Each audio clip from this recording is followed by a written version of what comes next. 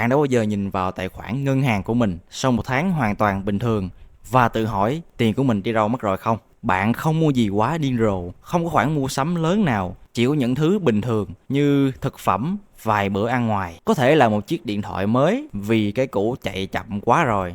Thì những chi phí bình thường đó, vậy mà bằng cách nào đó, bạn lại ngồi một mình và suy nghĩ lẽ ra trong túi mình còn nhiều tiền hơn thế chứ. Vấn đề là vì đây là điều mà hầu hết mọi người không nhận ra cho đến khi quá muộn. Rất nhiều thứ chúng ta mua ở quá khứ hoặc hôm nay không còn đáng giá nữa trong tương lai, thậm chí còn không bằng giá trị thật của nó. Tất cả đã tăng vọt điên cuồng đối với những thứ từng rất hợp lý đối với bản thân, nhưng chúng ta vẫn chấp nhận vì ai cũng làm như vậy mà. Tên tôi là Quý Đầu Tư và tôi giúp mọi người hiểu về tiền, hiểu cách giữ tiền ở lại với bạn, thay vì để nó biến mất vào những thứ vô bổ, đắt đỏ. Nếu bạn muốn ngừng cảm thấy lúc nào cũng thiếu tiền và thực sự biết tiền của mình nên được chi tiêu như thế nào, hãy đăng ký kênh và nhấn thích video này nếu nó hữu ích đối với bạn. Bây giờ chúng ta sẽ bắt đầu bằng một điều có thể khiến một số người hơi khó chịu, nhưng tôi phải nói ra. Đồ ăn nhanh bây giờ không còn rẻ nữa, thật sự là không còn rẻ. Còn nhớ ngày xưa đồ ăn nhanh là lựa chọn hàng đầu vì nhanh và rẻ không? Bạn có thể mua một phần combo chỉ 25 đến 35 nghìn đồng, ăn xong là đi tiếp. Những ngày đó đã qua rồi, hoàn toàn qua rồi. Bây giờ một phần đồ ăn nhanh bình thường ở Việt Nam từ 80 đến 120 nghìn, thậm chí có nơi lên đến 150 nghìn đồng trên một người. 150 nghìn đồng cho đồ ăn nhanh, mà đó còn chưa phải nhà hàng phục vụ mang đồ ra tận bàn cho bạn. Bạn vẫn chỉ ngồi xe hoặc đứng nhận đồ ăn đựng túi giấy mang về. Giá thì bằng một bữa ăn tươm tất ở quán cơm bình dân chỉ vài năm trước mà thôi. Còn đi ăn nhà hàng không phải đồ ăn nhanh nữa, mà nhà hàng ngồi ăn đàng hoàng. Ngày trước chuyện đó khá bình thường, một tuần đi vài lần cũng không sao, nhưng bây giờ đi ăn ngoài trở thành xa xỉ phẩm. Bạn gọi vài món chính, thêm một ly nước uống và trước khi nhận ra gì, hai người hết 400 thậm chí đến 700 nghìn đồng, mà đó chỉ là nhà hàng bình dân. Thêm vài chục nghìn tiền phục vụ và một bữa tối bay mất 500 đến 1 triệu đồng. Số tiền đó đi mãi không trở về. Bạn đâu mua thứ gì giữ giá, bạn chỉ ăn rồi xong. Mà khoan, không có gì sai khi đi ăn ngoài cả, thưởng cho mình là điều tốt. Nhưng nếu một tuần bạn làm vậy 2 đến 3 lần như rất nhiều người Việt đang làm, thì mỗi tháng bạn sẽ đốt 3 triệu đến 10 triệu chỉ vào các bữa ăn nhà hàng mà thôi. Trong khi rất nhiều món bạn có thể tự nấu ở nhà với chi phí rẻ hơn rất nhiều. Có thể sẽ không ngon bằng ở ngoài tiệm, chắc chắn rồi. Nhưng liệu điều đó có đủ tốt để biện minh cho việc chi tiêu gấp 5 hoặc 6 lần không? Có lẽ là không. Hầu hết những người đang gặp khó khăn về tài chính, ý tôi là thực sự khó khăn, trong việc tiết kiệm tiền, đầu tư hoặc tích lũy tài sản, thường xuyên đi ăn ngoài. Đó thường chính là nơi chiếm một phần thu nhập của họ. Họ thậm chí còn không nhận ra chỉ vì tiêu 80.000 ở chỗ này và 100.000 ở chỗ kia. Nhưng nó cộng lại thành một khoản khổng lồ và hoàn toàn không cần thiết. Rồi đến chuyện mua xe hơi mới tin. Cụ thể, điều này khiến tôi phát điên vì phép tính rất rõ ràng mà mọi người vẫn hay cứ làm. Mua xe mới hoàn toàn là một trong những quyết định tài chính tệ nhất bạn có thể đưa ra. Và tôi không hề nói quá. Ngay khi bạn lái một chiếc xe mới ra khỏi showroom, giá trị của nó sẽ giảm 15 đến 20% ngay lập tức. Bạn còn chưa về đến nhà mà đã mất hàng chục triệu rồi.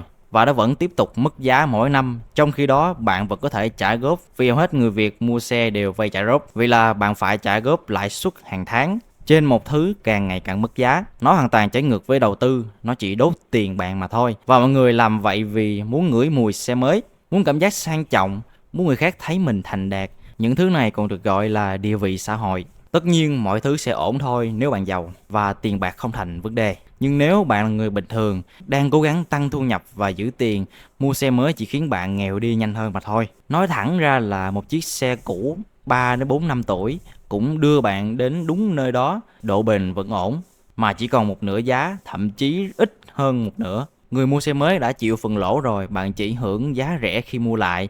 Nhưng nhiều người không muốn nghe điều này vì họ tự thuyết phục rằng tôi xứng đáng có xe mới, tôi làm việc chăm chỉ, tôi phải tự thưởng cho mình một chiếc xe mới. Ngoại trừ việc tự thưởng cho mình một chiếc xe mới, đồng nghĩa là bạn tự thưởng cho mình cảnh thiếu tiền trong 5 năm tới. Bây giờ hãy nói về quần áo, nói về địa vị, cụ thể là quần áo hàng cao cấp, đồ hiệu. Tôi không nói tất cả quần áo đắt tiền đều lãng phí. Có những món rất chất lượng, dùng bền. Một đôi giày tốt, một chiếc áo khoác được may chắc chắn. Những thứ đó đáng tiền vì dùng nhiều năm và tiết kiệm lâu dài. Nhưng đó không phải thứ mà đa số mua khi họ mua đồ đắt tiền. Họ mua Loro, họ mua thương hiệu, họ mua khả năng khoe rằng họ sở hữu từ một hãng xa xỉ và họ trả giá cực cao cho điều đó. Bạn có thể mua một chiếc áo thun trắng giá 200.000 đồng, hoặc bạn có thể mua một chiếc áo gần như giống hệt, chỉ khác là Roro thương hiệu lớn, giá 5 triệu đến 7 triệu đồng, cùng vải cotton, có cùng một nhà sản xuất.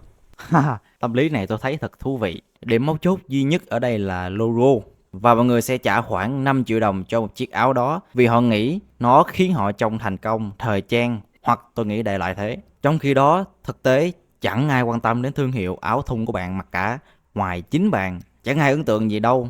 Có thể họ sẽ nhìn thấy logo nhưng nó không hề làm thay đổi suy nghĩ về bạn. Bạn chỉ mất thêm 4 triệu 700 nghìn đồng mà không có lý do chính đáng nào cả.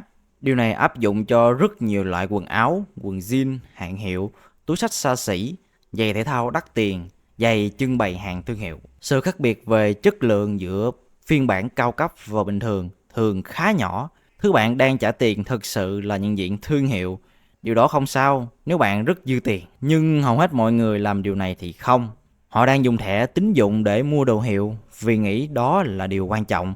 Nhưng không phải vậy. Đó là một chiêu trò marketing thuyết phục bạn rằng bạn cần những thứ xa xỉ để cảm thấy mình có giá trị, giàu có và thành công trong cuộc sống. Bây giờ nói về du lịch, giá đã vượt ngoài kiểm soát.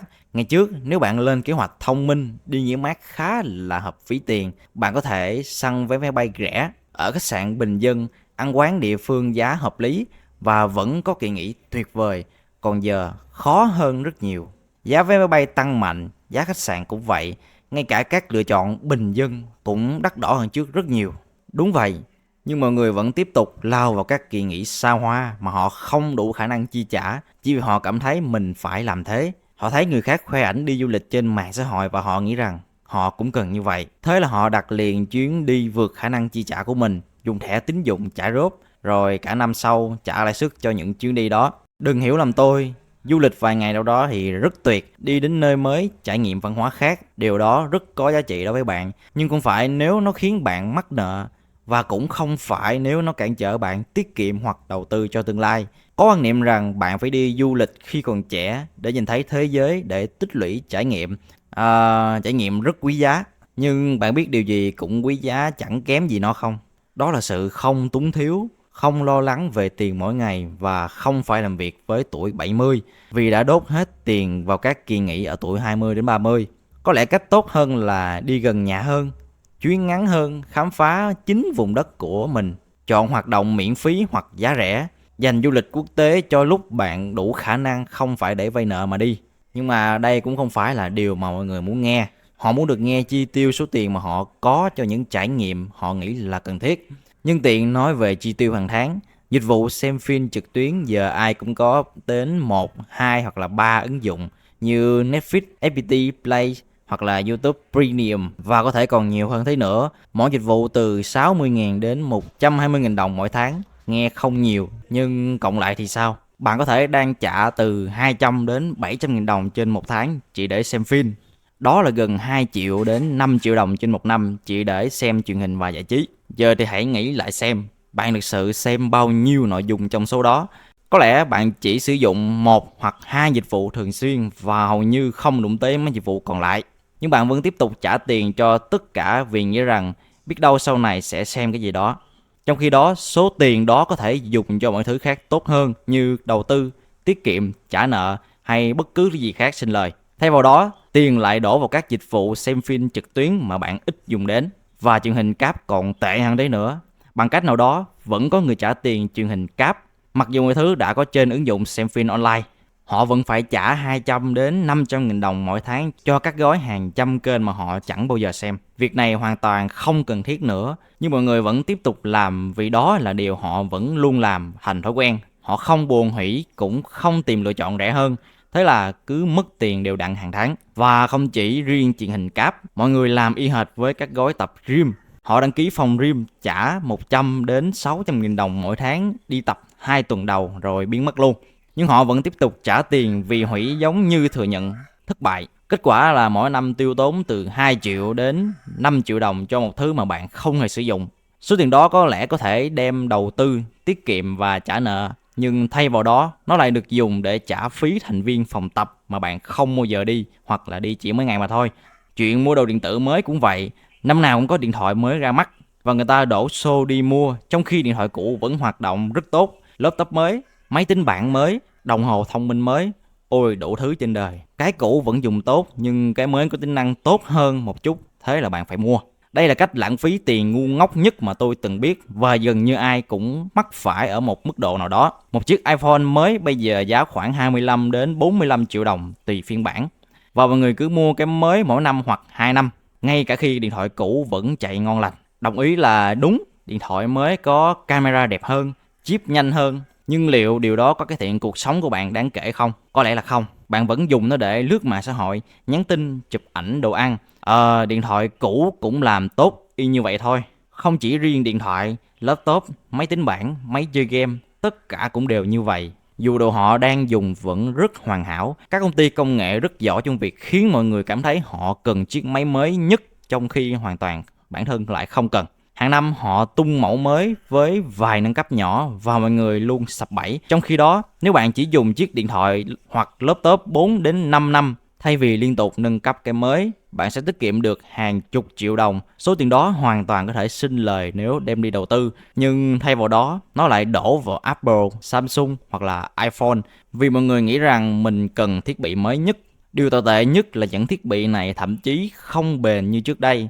Chúng được thiết kế để hỏng nhanh hơn hoặc lỗi thời nhanh hơn. Chiến lược này còn được gọi là planned obsolescence, lỗi thời có chủ đích. Vì vậy, bạn phải liên tục mua cái mới. Nó là sự thật và nó đang gây thiệt hại cho tất cả mọi người. Nhưng mọi người vẫn tiếp tục mua vì họ muốn thứ mới, bóng bẩy. Họ muốn cảm thấy mình đang bắt kịp công nghệ, xu hướng, mặc dù công nghệ đã vượt xa những gì hầu hết chúng ta cần cho cuộc sống hàng ngày. Đây là một ví dụ khác nữa, sản phẩm tẩy rửa có thương hiệu, đồ dùng nhà bếp cao cấp, đồ nội thất thiết kế đắt đỏ, tất cả những thứ đó đều vượt ngoài tầm kiểm soát của bạn. Mọi người đang chi tiêu nhiều hơn mức cần thiết cho những vật dụng gia đình cơ bản vì họ nghĩ phiên bản đắt hơn thì sẽ tốt hơn. Đôi khi đúng là vậy, nhưng phần lớn thời gian bạn chỉ trả tiền cho thương hiệu mà thôi. Chất tẩy rửa thông thường cũng tẩy sạch như hàng hiệu nhưng rẻ hơn một nửa. Cái thìa xới giá 30.000 ngoài siêu thị cũng y chang cái thìa xới cao cấp vài trăm nghìn đồng. Chẳng ai cần máy sinh tố 10 đến 15 triệu trừ khi họ kinh doanh bán sinh tố cả. Nhưng mọi người vẫn mua những thứ đó vì họ tin rằng đắt bằng tốt. Và đôi khi điều đó là đúng, nhưng thường là không. Hiện nay có cả một xu hướng sống ảo xoay quanh việc sở hữu một căn bếp hoàn hảo để đăng mạng xã hội. Họ mua thiết bị chuyên dụng cho những món chỉ làm một lần mỗi năm. Máy làm bánh mì, máy làm mì ống, bộ dao đắt tiền chỉ dùng có 2 cái dao mà thôi. Tất cả chỉ là đồ đạc chiếm chỗ và hao tụ tài khoản ngân hàng. Và đồ nội thất nữa, khỏi phải nói, giờ người ta toàn vay tiền mua đồ nội thất, vay như mua xe hay mua nhà. Họ mắc nợ để mua một cái ghế sofa, một chiếc sofa kiểu gì thì cũng xuống cấp trong vòng 5 năm, nhưng họ vẫn muốn mua loại đắt nhất để trông đẳng cấp. Thế là họ mua trả góp và lãi suất cho họ một cái ghế để ngồi. Thật điên rồ. Bạn hoàn toàn có thể mua một bộ sofa tốt giá chỉ 3 đến 7 triệu đồng nếu chịu khó tìm ở cửa hàng cũ, trang thương mại điện tử hoặc đợt sale. Nhưng mọi người không muốn làm như vậy vì họ muốn mọi thứ trông hoàn hảo, đồng bộ, sang chảnh để đăng lên Facebook và Instagram. Thế là họ chốt bộ đắt tiền hàng chục triệu đồng cho những món đồ nội thất mà họ không đủ khả năng mua. Và rồi còn có chi tiêu thể hiện địa vị.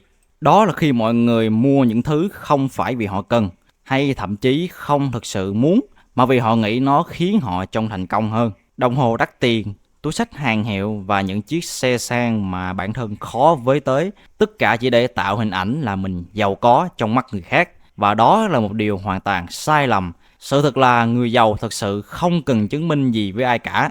Chính những người muốn bản thân mình trông giàu có nhưng không có tài sản thực sự mới rơi vào cái bẫy này. Họ tiêu tiền vào những thứ mất giá chỉ để tỏ ra bản thân mình thành công trước mặt bạn bè và hàng xóm. Và những người lạ chẳng hề quan tâm đến họ. Trong khi đó, họ không có tiền tiết kiệm, không có một khoản đầu tư và không có gì cho tương lai cả. Nhưng họ lại có đồng hồ đẹp và túi xách hàng hiệu, nên mọi người thường tưởng rằng họ đang có một cuộc sống rất tốt. Tất cả đều là giả tạo mà thôi. Tôi nói là tất cả luôn. Và điều đáng buồn nhất là kiểu chi tiêu này thường xuất phát từ sự thiếu tự tin. Mọi người nghĩ rằng nếu họ có những thứ đẹp đẽ, sang trọng, họ sẽ cảm thấy tốt hơn về bản thân, hoặc người khác sẽ tôn trọng họ hơn. Nhưng không, Sự tôn trọng đến từ phẩm chất và hành động chứ không phải từ nhãn hiệu hay túi xách của bạn. Và cảm giác tự tin không bao giờ đến từ việc mắc nợ để mua những thứ không cần thiết. Vậy thì tất cả điều này dẫn chúng ta đến đâu?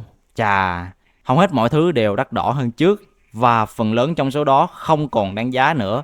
Thức ăn nhanh, đắt và tệ, nhà hàng, giá quá cao, mua xe mới, tự sát tài chính, quần áo, đội giá chóng mặt, kỳ nghỉ, tốn kém vượt mức của bạn, dịch vụ đăng ký, rút tiền bạn mỗi tháng, đồ điện tử, đắt và nhanh lỗi thời, đồ gia dụng, giá thì quá đà, tiêu tiền vì thể hiện địa vị là ném tiền qua cửa sổ. Giải pháp thực ra không quá phức tạp, hãy ngừng mua những thứ bạn không cần, ngừng cố gắng chạy theo người khác, ngừng tin vào các chiêu trò marketing rằng bạn phải có những bản mới nhất của tất cả mọi thứ. Dừng lại, nấu ăn ở nhà nhiều hơn, giữ xe lâu hơn, mua đồ cũ khi có thể, cắt bớt đăng ký không dùng, giữ điện thoại cho đến khi nó hỏng thật sự, chọn sản phẩm bình dân và hợp lý. Đừng cố tỏ ra mình giàu có, hãy bắt đầu xây dựng sự giàu có, bởi vì đó mới là điều quan trọng nhất. Bạn có thể trông giàu có hoặc thực sự giàu có, nhưng đối với hầu hết mọi người, bạn không thể làm cả hai. Mỗi 1.000 bạn chi ra để gây ấn tượng với người khác hoặc mua thứ bạn không cần là 1.000 không dành cho tương lai của bạn. Và có thể cuộc sống của bạn sẽ kém lấp lánh trên mạng xã hội. Có thể bạn không có điện thoại đời mới nhất, xe sang nhất, ảnh check-in nơi xa hoa nhất. Nhưng bù lại bạn có tiền tiết kiệm, tiền đầu tư, sự an toàn tài chính, tương lai vững chắc, không phải chỉ là vẻ bề ngoài. Và điều đó đáng giá hơn rất nhiều so với bất kỳ thứ gì khác. Nhưng hầu hết mọi người chỉ nhận ra điều này khi đã quá muộn. Nghe này, tôi không nói bạn phải sống như một nhà tu, không bao giờ tận hưởng điều gì. Không phải vậy. Đó là một ý nghĩ sai hoàn toàn với tôi. Hãy mua những thứ thực sự có ý nghĩa với bạn, những thứ thực sự cải thiện cuộc sống hoặc mang lại niềm vui cho bạn. Nhưng hãy thành thật với chính mình về điều gì thực sự làm bạn hạnh phúc. Hầu hết những thứ mọi người tiêu tiền vào thực ra không làm họ hạnh phúc hơn. Nó chỉ khiến họ nghèo đi. Và nghèo thì không thể làm bạn hạnh phúc. Bạn sẽ cộc cằn hơn. Và bạn sẽ khó chịu với hầu hết mọi người khi nhắc về tài chính. Sự thật là giá cả mọi thứ đều đã tăng và khó mà giảm lại. Các công ty nhận ra rằng họ có thể tăng giá và mọi người vẫn trả. Vậy là họ tăng tiếp và chúng ta cứ trả tiếp. Vì nghĩ rằng mình không có lựa chọn nào khác. Nhưng thực ra chúng ta có lựa chọn. Chúng ta có thể ngừng mua những thứ quá đắt đỏ. Chúng ta có thể nói không. Dùng điện thoại cũ thêm 1 năm nữa. Tự nấu ăn thay vì ra ngoài ăn thường xuyên. Bỏ đồ hiệu. Mua sản phẩm bình thường. Điều đó không khó nếu bạn thực sự suy nghĩ thay vì chỉ làm theo những người khác. Những người nhận ra điều này sớm là những người sẽ có một cuộc sống tài chính thoải mái hơn sau này. Những người cứ tiếp tục tiêu tiền mình không có vào những thứ không cần thiết sẽ luôn lo lắng về tiền bạc suốt đời. Tự hỏi vì sao họ không thể tiến lên dù kiếm được kha khá tiền. Và đây chính là lý do tất cả những khoản tiền chia nhỏ nhặt tưởng chừng hợp lý vào lúc đó, nhưng cộng lại thành hàng chục triệu, thậm chí hàng trăm triệu đồng mỗi năm rồi biến mất, không một dấu vết, không để lại giá trị gì cho bản thân bạn. Vậy nên hãy suy nghĩ xem tiền bạn đang đi đâu. Hãy theo dõi chi tiêu của bạn hàng tháng nếu cần. Bạn có thể sẽ sốc khi thấy mình đang tiêu bao nhiêu vào những thứ không cần thiết. Vậy thì hãy tìm xem bạn có thể cắt giảm khoản nào. Vì tôi đảm bảo là chắc chắn có thứ gì đó cần loại bỏ ngay lập tức. Thường thì có rất nhiều thứ có thể cắt giảm và số tiền đó có thể được dùng cho những khoản việc hữu ích hơn rất nhiều thay vì trả tiền cho dịch vụ xem phim trực tuyến thứ bảy hoặc bữa ăn ngoài trong thứ ba hàng tuần của bạn. Đó mới chính là người tiêu tiền thông minh. Cảm ơn bạn đã xem video và đừng quên đăng ký kênh nhé.